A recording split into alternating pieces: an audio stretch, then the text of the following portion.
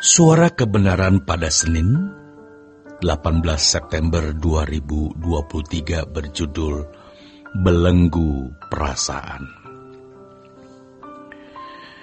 Di dalam hidup, kita tidak mungkin tidak menghadapi masalah. Di dalam masalah, perasaan kita bisa terganggu.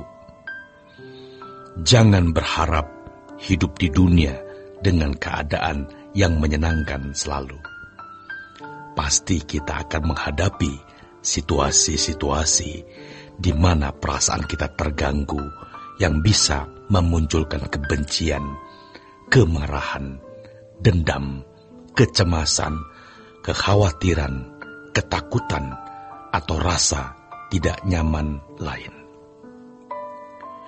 Yang jika itu tidak ditanggulangi, maka itu akan bisa menjadi penyakit di dalam jiwa kita.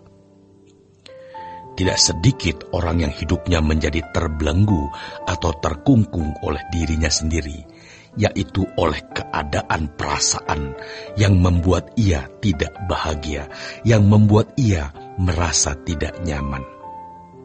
Banyak perasaan negatif yang membelenggu hidupnya. Sampai pada tingkat seseorang menjadi stres, bahkan depresi. Bahkan bukan tidak mungkin menjadi benar-benar sakit jiwa tingkat akut atau menjadi gila. Ketika kita menghadapi masalah yang mengganggu perasaan, memang dapat membuat kita tidak tidur nyenyak, bahkan tidak bisa tidur, tidak enak makan, sampai tidak bisa makan sama sekali. Lalu, bagaimana kita dapat lepas dari berbagai belenggu yang menyangkut perasaan kita? Caranya adalah menyusun cara berpikir yang benar, memiliki cara pandang yang benar terhadap hidup ini. Kedengarannya hal ini filosofis, tetapi ini akan kuat sekali kalau dituruti. Dari kecil, mestinya anak-anak sudah diajar bagaimana memandang hidup dengan benar. Orang tua harus meletakkan landasan berpikir yang benar pada anak-anak.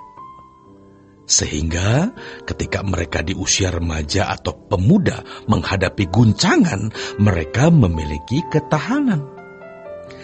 Cara berpikir yang harus dibangun sejak dini adalah cara memandang hidup yang benar. Bahwa hidup ini tidak bisa dipisahkan dari Tuhan, saudaraku. Tuhan harus menjadi segalanya di dalam hidup kita. Dan ini harus dikenakan, diperagakan, diterjemahkan di dalam kehidupan konkret pada orang tua. Oleh sebab itu, mutlak anak-anak harus dapat mencium kehadiran Tuhan di dalam hidup dan juga perilaku orang tua. Hal ini yang dimaksud cara meletakkan landasan bangunan berpikir. Orang yang menjadikan Tuhan sebagai tujuan dan segalanya dalam hidup ini akan sangat kokoh. Ingat, makin hari dunia ini makin membuat jiwa kita merasa tidak bahagia. Banyak masalah, banyak tekanan. Maka mari kita berkomitmen untuk kembali kepada pola hidup yang Allah kehendaki. Pola hidup itu adalah Tuhan. Tidak ada pola hidup yang lain. Seandainya kita memiliki kehidupan yang berlimpah secara harta kekayaan, itu pun belum tentu membuat kita bahagia. Bahkan kenyataannya tidak. Namun, siapapun dan bagaimanapun keadaan kita hari ini, kalau kita menjadikan Tuhan adalah tujuan hidup, kita akan menjadi orang yang kokoh dan kuat dalam menghadapi masalah-masalah hidup. Percayalah saudaraku, kita tidak akan mudah terbelenggu oleh perasaan-perasaan negatif. Sebab sampai kapanpun dan dimanapun kita pasti menghadapi masalah yang dapat mengganggu perasaan kita. Namun, Kalau kita memiliki bangunan berpikir yang benar, maka kita dapat dengan mudah terlepas dari segala belenggu yang mengikat kita, belenggu perasaan. Kalau Tuhan menjadi tujuan hidup kita, Tuhan segalanya dalam hidup kita, kita tidak bisa berbuat dosa.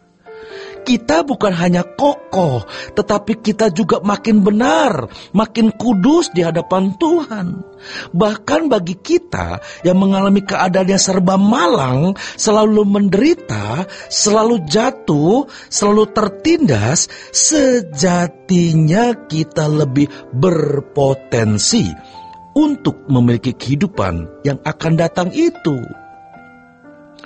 Harus diakui, saudaraku, orang-orang yang mencari Tuhan all out adalah orang-orang yang patah hati. Tentu saja tidak semua, tetapi hanya bagi orang yang patah hati dengan dunia ini, orang-orang yang berpotensi untuk menjadikan Tuhan segalanya. Tuhan harus menjadi tujuan hidup kita, dan hal ini akan membuat kita makin kuat. Percayalah bahwa Tuhan kita, Juru Selamat kita, Yesus Kristus, Raja kita, tidak pernah meninggalkan kita. Selama kita mau tetap setia dan sungguh-sungguh berjalan dengan Tuhan. Tentu, kita harus hidup di dalam kekudusan dan kesucian. Kalau orang tua dapat memancarkan kehidupan rohani yang baik, maka anak-anak akan menyerap dan itu menjadi warisan abadi. Lalu, bagi kita semua yang mungkin hampir terlambat, mari saudaraku, jadikan Tuhan hidup tujuan kita satu-satunya. Apapun yang terjadi dalam hidup ini tidak masalah, selama kita masih terus bisa bersama-sama dengan Tuhan, yang sampai suatu saat kita tidak takut menghadapi apapun, bahkan kematian.